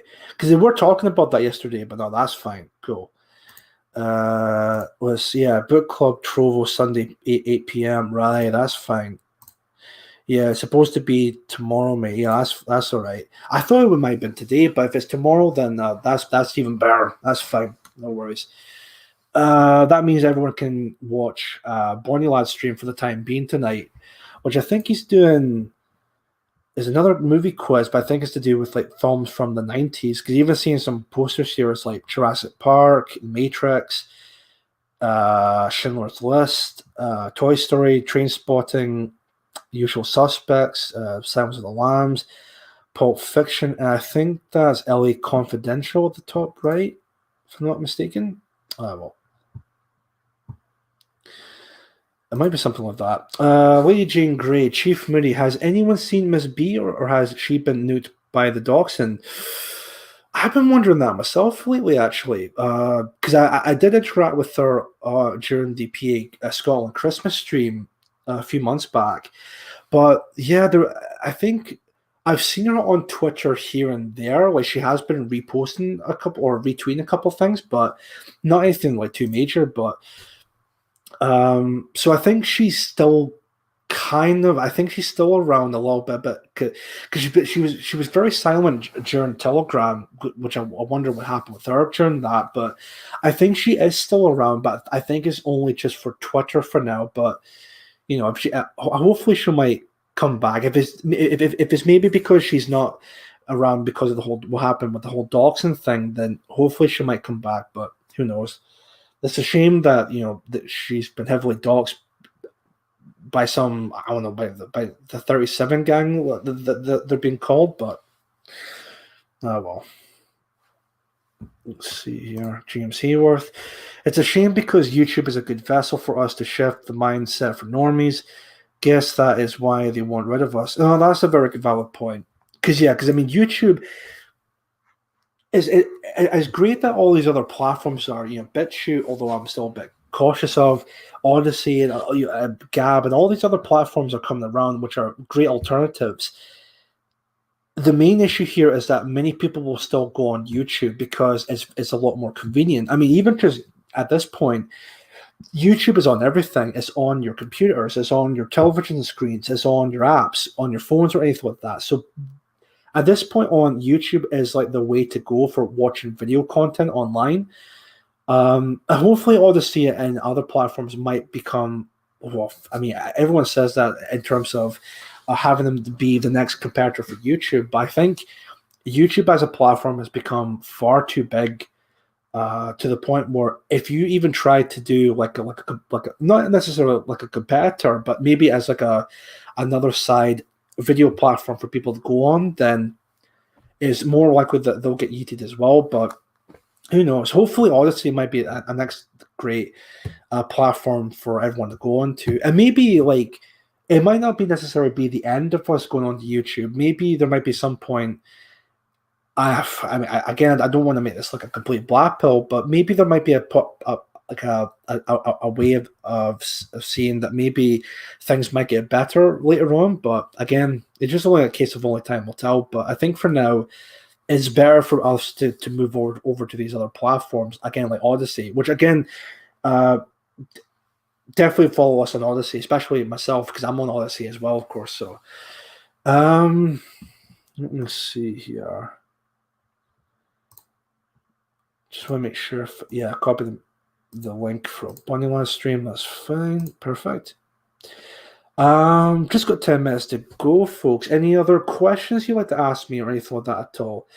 Before you do that, sorry. A bit of an update when it comes to getting guests on. I am looking for other people to come onto my stream for like a chat as a guest kind of thing.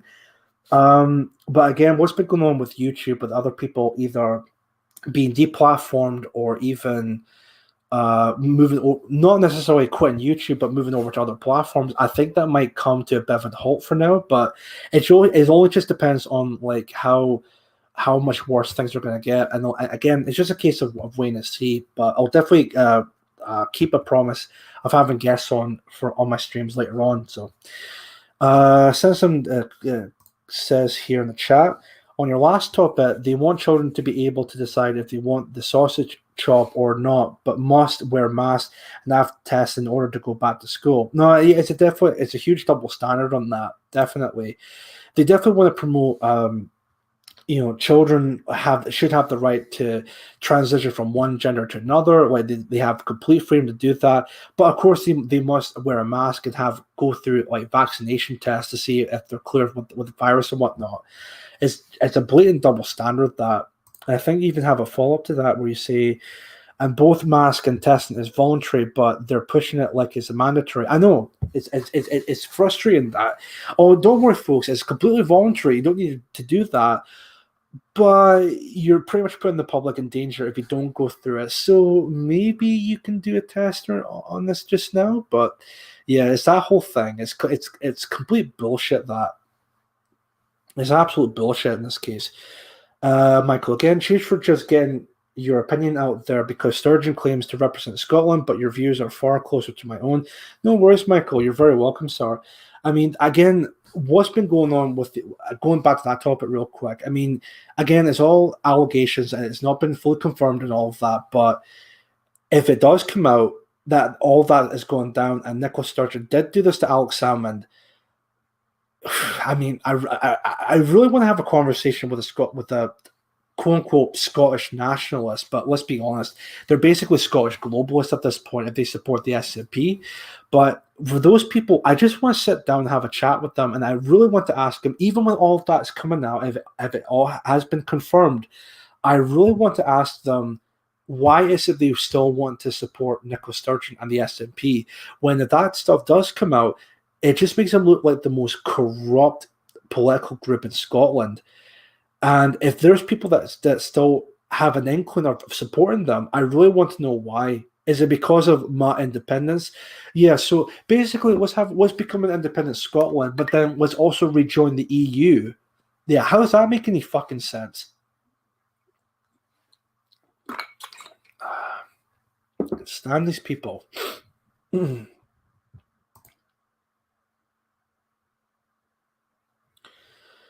Let's see. 7 minutes to go. Bonnie, let's stream. Even Sansom is making a case with that. Nicola Sturgeon represents the EU and their globalist masters. The thing is, Sturgeon wouldn't even be used as ballast by them. She's a mineral in Sturgeon's body. It's a very valid point, that. Let me see here. Just a couple more minutes, and then I'll end the stream, and then you guys can move over to Bonnie Lad's stream for now for the rest of this evening. And also, please tune in to Mark's Trovo live stream tomorrow for the book club, which I believe they'll be talking about a certain book. I'm not going to mention it here again, just for a privacy sake with that. But for those who've watched the previous book club, I'm sure that they're going to cover that as well for tomorrow's book club episode. So you can definitely check that out. Let me see here. Yeah, that's fine. Cool. What I'll do is let me also just open up this song for my outro as well. And that way, while you're moving over to Bonnie Lad's stream, what song do I want to end the stream on this evening? So it's in here, I know that, but what? Maybe, yeah, maybe that one. Why not? Okay, so I'll just pause that for now.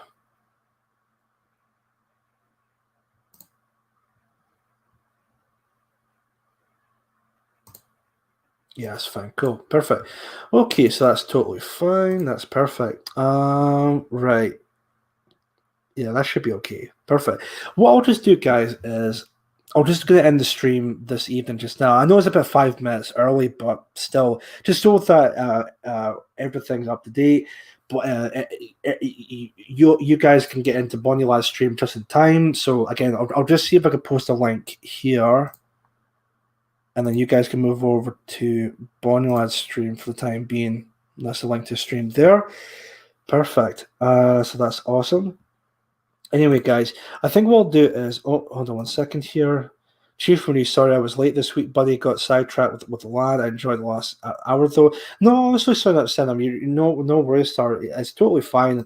I can understand some people may have maybe some something that they're busy with something else, but again, it's totally understandable. Don't worry about it. It's completely fine. As long as you guys are here, then that's totally fine. I no worries about that whatsoever. Scottish Tam, another cracking stream, buddy. Thank you very much, Scottish Tam. I really enjoyed you coming here. Let's see here. So I really enjoyed the last hour, though. Oh, yeah, I did mention that as well. Legion Grey Hellstorm is a hard read. That's the book review. I couldn't finish it. Too many horrible issues. No, so nice. Thank you very much. So yeah, cool, perfect. So again, I want to thank you all very much for tuning in this evening. I know I know tonight's stream might not have been the best of streams, whether it's myself, a couple of interruptions when it comes, or guests coming over to the house, unexpectedly and all of that, which I do apologize for that. But hopefully next week it will be better than today's stream. Hopefully in this case, but if you guys still enjoyed it, then I'm happy for that. So the link to Bonnie Lad's stream is in the chat as well. So please go over to Bonnie Lad's stream and tell him I've sent you, of course. Good stream, Chief Moody. Thank you very much for barking 1690. What I'll just do is I'm going to play the outro song for you guys, and then you all can move over to Bonnie Lad's stream for the time being. Let's see here. Share that just now. Send some as well. What I watched was fine. Thank you very much, buddy. And lastly, Michael was brand new, mate. Don't fret. That's totally fine. No worries. Thank you very much. So what I'll do is, yes, full screen that. That's fine. Perfect. I'll just play the outro song. And again, I want to thank you all very much for watching this evening. Head on over to Bonnie Lad's stream for now. But again, thank you very much for watching. This is Chief Moody signing out. I will see you all next time. Take care.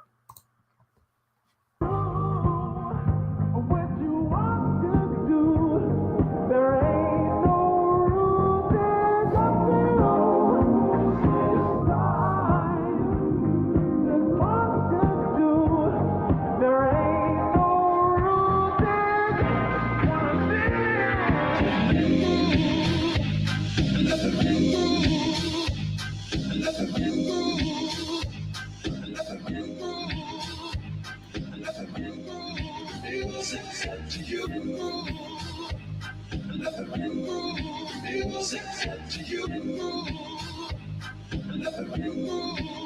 music to you. Gotta leave them motherfucking move. Music to you. Gotta leave them motherfucking move. Music to you. Gotta leave them motherfucking move. Music to you. Enjoy yourself.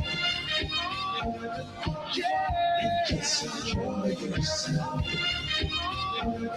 Yeah, just enjoy yourself. Yeah, just enjoy yourself.